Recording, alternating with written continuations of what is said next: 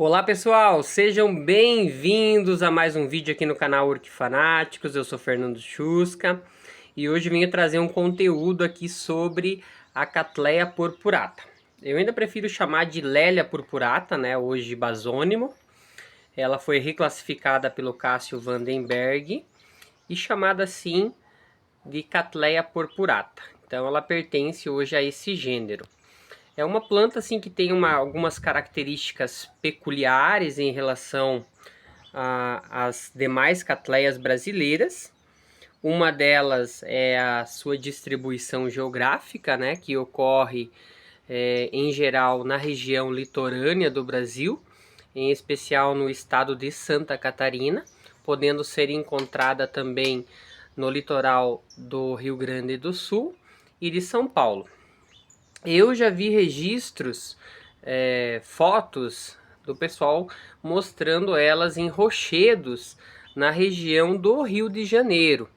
Porém, né, segundo algumas fontes, ela não ocorreria nesse estado, né, embora exista exemplares até a região norte do estado de São Paulo, né? Lembrando que os gêneros de orquídeas elas não se limitam a divisas, as fronteiras de estados, né? Elas se limitam a domínios fitogeográficos.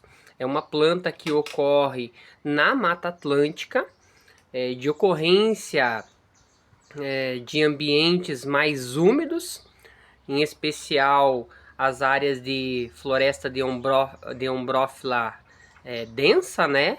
Áreas mais pluviais. E também ocorre em áreas de restinga. Ela ocorre em geral de duas formas, né, na natureza. De forma epífita, que é predominante, e também pode ocorrer de forma rupícola, ou seja, ser encontrada sobre rochas, habitando sobre essas formações. Gente, falando sobre o cultivo dessa espécie, né, de Cattleya hoje, é uma espécie assim muito fácil de ser cultivada, adaptável em qualquer região do Brasil. Ela pode ser cultivada de sul a norte, em regiões mais secas, em regiões mais úmidas. Ela não tem essa necessidade de choque térmico para estar florindo, embora ela ocorra na região sul. Mas como ela ocorre em regiões mais litorâneas, até mesmo na Serra do Mar, um pouco em regiões de um pouco maior altitude, ela não tem essa necessidade de ter assim frio, embora ela resista bem em temperaturas mais frias, sendo uma espécie de orquídea que pode ser cultivadas em regiões mais frias. Como vocês podem ver, ó, essas folhas mais amareladas são folhas que sofreram em especial choque térmico na minha região, né? Eu moro na região sul do Brasil e essa é uma questão que de certa forma acaba prejudicando um pouco o cultivo, que é a questão das geadas, né? Aqui a gente pode ver aonde que o frio pegou de forma mais intensa, acaba infligindo essas manchas mais amareladas, pode até causar algumas lesões, algumas queimaduras, mas nada que vá matar a planta, tá? Seja ela em ambientes mais expostos ou em ambientes mais fechados. Claro que o ideal sempre é estar protegendo para evitar esse tipo de lesão, né, e atrapalha um pouco a questão da estética da orquídea e até mesmo o seu desenvolvimento, né, uma vez que boa parte do processo de fotossíntese é feito pelas folhas. É uma planta muito fácil de ser cultivada, embora seja muito sensível a alguns patógenos, entre elas o processo de podridão, né, causado tanto por fungos quanto por bactérias. Como vocês podem ver aqui, eu causei alguns cortes nessa planta, exatamente porque eu aqui no meu ambiente tenho um tipo de fungo que ataca ela que eu ainda não descobri. Ele vai causando manchas necróticas nos pseudobulbos. Eu já fiz aplicação de diversos fungicidas e até hoje não consegui controlar esse problema. Não sei exatamente que tipo de fungo, né, que ataca. Até se você tem mais conhecimento sobre essa espécie e já viu, né, essas manchas amareladas, começam amareladas, depois elas vão ficando, né, com um tom marrom, né, até ficar um marrom bem escuro. E ela vai crescendo, vai tomando todo o pseudobulbo, né? E assim, não mata a planta, mas deixa a planta bem debilitada. Então, se você conhece, sabe como tratar, eu tenho essa necessidade aí, porque eu tenho esse problema com as minhas orquídeas da espécie purpurata. Da espécie, é isso, da espécie purpurata, né? Não gênero. Gente, é uma espécie assim que vale a pena vocês cultivarem, porque tem uma grande variedade de cores, né? Essa aqui está começando a abrir, ela não está na sua plenitude, então ela não tem uma forma tão boa, né? Para quem gosta de forma, né? Folha, as pétalas e sépalas bem armadinhas, fechadinhas, não é um gênero que tenha essa característica. Embora já tenha melhoramentos, embora já tenha muitas plantas de melhor forma, mas a tendência é que elas sejam assim magricelas mesmo. Mas o conjunto, o arranjo floral delas é muito lindo, porque elas florescem com bastante intensidade. Num cultivo bem apropriado, elas dão aí de 5 até 7, 8 flores por haste floral. Essas aqui, elas chegaram a florir 4 flores por haste, né? Então não é a plenitude, mas como deu 3 frentes e 3 frentes floriram, então ela deu aí um conjunto, um charme bem bonito, embora seja aí uma magricelinha, tá? Eu prefiro assim, é uma característica mais natural da planta. Eu gosto que elas sejam assim mais magricelas do que sejam aquelas mais redondinhas, porque perde um pouco o traço natural da orquídea, tá bom? Complementando a parte de cultivo, né, se você vai manter ela em ambientes mais secos, né, se seu clima é mais seco, eu sugiro que você utilize aí um substrato que retenha um pouco mais de umidade. Aí vai pro vaso de plástico, usa aí um mix de carvão, casca de pinos, a turfa, a casca de arroz e um pouquinho de esfagno. Lembra sempre de colocar um material pesado no fundo, porque é uma orquídea que cresce bastante e conforme ela vai crescendo, ao ela emitir haste floral, a tendência é que você tenha tombamento do vaso, porque ela vai ficando pesada. Não plante elas em vasos muito grandes, elas preferem assim ficar mais compactas mesmo, como vocês estão vendo, mais apertadinhas. E aqui, né, a gente tem uma outra opção para ambientes externos, que é vocês cultivarem em cachepô, tá? Em cachepô também é uma boa saída. Vocês podem estar cultivando elas também no mix, de preferência sempre ao mix, porque o mix ele vai trazer aí um combinado de substrato mais arejado com uma certa umidade, né? Ele não vai secar tão rápido, mas também não vai ficar tanto tempo úmido. Neste caso aqui, eu utilizei a brita, utilizei uma fibra de xaxim velha, né, como vocês podem ver, que elas amam demais. Antigamente elas eram cultivadas somente no xaxim e elas se desenvolviam muito bem. Mas o xaxim hoje é proibido, então por conta disso não é recomendado vocês estarem fazendo uso, a menos que vocês tenham aí vasos antigos que aí vocês podem desfibrar e acabar utilizando, que é o que eu fiz aqui. Vejam que ela se desenvolve muito bem, né, no material assim. Então vocês podem estar cultivando, né, no cachepô, que vocês vão ter com certeza um resultado muito bom. Até principalmente para quem tem a mãozinha um pouquinho mais pesada com relação às regas, esse tipo de cultivo é sempre uma boa. É um pouquinho mais caro do que o vaso de plástico? É, porém o resultado é melhor, tá? Como vocês viram, eu cortei exatamente por conta de eliminar as partes com fungo. Vocês podem notar aqui, né, que eu fiz várias lesões, vários cortes para evitar o problema, né, do fungo que estava afligindo essa planta. Ela gosta de um ambiente bastante úmido, bastante umidade atmosférica, porém não é uma planta assim que resista o excesso de água, tá? É uma planta de ambiente úmido, Mata Atlântica sempre são ambientes de alta pluviosidade, ali chega até 2.800 milímetros de chuva por ano.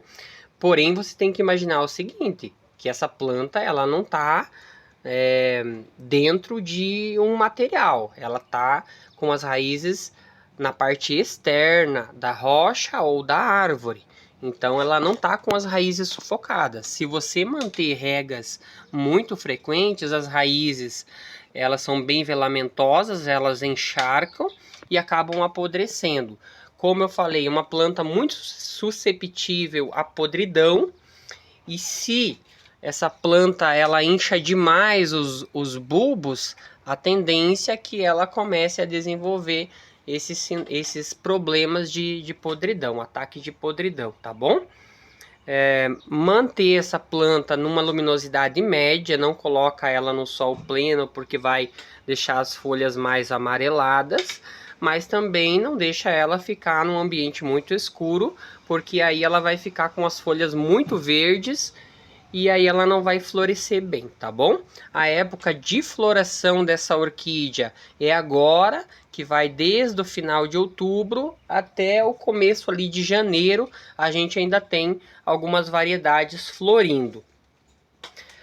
Época de replante, né? Como vocês podem ver, ela é uma orquídea que floresce, emite raiz e emite broto. Porém, o período de replante dessa orquídea vai ser sempre os meses de julho até no máximo, junho, julho até no máximo agosto, que é o período que vem muitas vezes a segunda brotação e o segundo enraizamento, tá bom?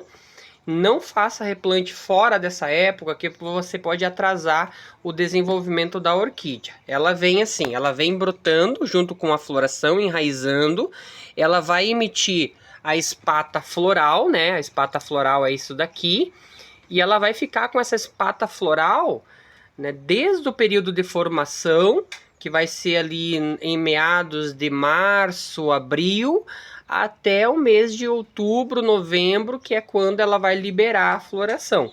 Então você não se preocupe, minha purpurata ela não floresce. Por quê? Porque não chegou a época de floração dela. E outra coisa, ela vai florir de espata verde, tá? Depois que vai secar a espata floral dela, vai começar a amarelar e vai acabar secando. Então não se preocupa com essa questão, porque se a sua orquídea não floriu ainda, ela vai chegar a florir. Se ela tem essa espata formada, ela vai florir sim. Só espera esses meses que eu falei para que ela consiga estar apta à floração, tá bom? Eu vou mostrar uma coisa bem legal que eu fiz aqui, que é o cultivo, né, de orquídeas in vitro. E aqui o que vocês estão vendo é exatamente bebês de purpuratas. O processo vem através de sementeiras, né? Eu fiz a fecundação da flor, tirei o pólen aqui da parte masculina da orquídea, coloquei na parte da estigma ali atrás do órgão masculino. Ela vai formar uma cápsula aqui atrás, vai engordar, né? A gente chama de... E ela vai ficar grávida, né? E depois de mais ou menos uns 8, 9 meses, a cápsula tá pronta. Eu coleto a cápsula, faço o semeio das sementes nesse material escuro que a gente dá o nome de meio de cultura. É comprado esse produto, não é o que faço. Ele vem ali um materialzinho já pronto para preparar. Eu adiciono água e faço todo o processo de esterilização. Aí as sementes vingam, né? Se forem fecundas, elas vão nascer, vão formar os protocórmios. Tem vídeo no canal ensinando todo esse passo a passo. E depois de mais ou menos 1 ano e 8 meses a 2 anos e meio, elas vão estar assim, prontas para sair do frasco. Aqui eu já tirei para mostrar para vocês. Vou mostrar para vocês o meio de cultura, que é formado por agar-agar, que é uma espécie de gelatina, e também sais minerais e açúcar, né? Fica aí essa gelatina, essa gosminha aqui, que é onde elas vão se desenvolver. Olha só, gente, que mudinha linda. Essa aqui vai ir pro tronquinho, eu nem vou colocar no coletivo, igual eu fiz aqui. Aqui geralmente eu coloco as menores, e as maiores eu coloco nos tronquinhos, já com um pouquinho desse material aqui que eu vou mostrar para vocês. Esse é o material que eu uso para cultivar orquídeas bebês, né? É uma mistura de casca de arroz, isopor e esfagno. 50% de esfagno, 50% de casca de arroz. E aí, às vezes, eu adiciono um pouco de isopor, né? Quando eu tenho disponível. Mas se não, essas duas misturas. Você pode fazer com mais isopor para dar mais arejamento, que é ideal. Mas como eu não tenho muito, eu adicionei o que tinha aqui mesmo, tá bom? Como que eu faço, gente? É bem simples o processo. Geralmente eu coloco no fundo do vasinho aqui, um vaso baixo. Eu coloco, ó, ele deve dar mais ou menos uns 7 centímetros. Coloco uma camada de brita e depois adiciono a camada de esfagno e casca de arroz. Pego a plantinha, faço um buraquinho e coloco as raízes ali dentro até quando começa o caule e cubro levemente. Depois eu coloco num ambiente fresco e mais sombrio dentro do orquidário, de menor luminosidade, e vou mantendo elas sempre levemente hidratadas, nunca encharcadas, e nunca deixo secar totalmente, porque senão elas acabam morrendo. Porém, é melhor que fiquem um pouco mais secas do que úmidas, porque senão elas apodrecem, tá bom? Elas não estão acostumadas com excesso de umidade. Então o processo é esse, né, que eu faço. Vem já em seguida de adubação, vem em seguida os tratamentos antifúngicos, né? Espero mais ou menos uns 15, 20 dias e já começo todos os tratamentos convencionais que a gente faz para se desenvolver, tá? No tronquinho, eu coloco ela assim no tronquinho, né? Uma camadinha de esfagno na base das raízes, amarro e aí regas todo dia. Em tronquinhos as regas vão ser todo dia até elas se desenvolverem bem, enraizarem bem, que aí sim eu vou espaçando um pouquinho mais as regas, tá bom, gente? Então aqui é um pouquinho da apresentação dessa espécie maravilhosa, a Lélia purpurata, também conhecida como Brasilélia, e hoje incorporada ao gênero Cattleya, tá bom? E qualquer dúvida que ficou sobre o cultivo dessas plantas, é só vocês deixarem nos comentários que eu vou estar explicando para vocês. Sobre a adubação, antes que eu esqueça, gente, adubação é normal, tá? Faço adubação padrão para todas as outras orquídeas da mesma forma que eu faço para essa daqui. Melhor, da mesma forma que eu faço para as outras orquídeas, eu faço adubação para essa daqui. Geralmente, um adubo de manutenção, intercalo com um adubo de floração. Beleza? A cada 15, 20 dias aproximadamente, eu faço o intercalo dos adubos. Então, um forte abraço. Quem gostou, deixa seu like, comenta aí nos comentários o que vocês acharam. E até o próximo vídeo. Tchau, tchau, gente!